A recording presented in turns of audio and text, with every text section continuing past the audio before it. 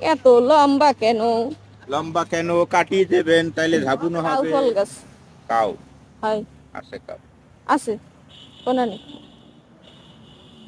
দেখতে পারবেন। চারা না কলম?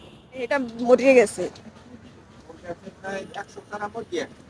হুম মোর বড় দয় মরছে মেরে সব।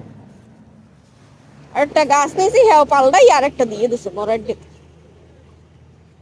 হিমালয়ের পানিতে সব গেছে সব। পিছনে নেশালাম রোদ্দুরের রানের পানি।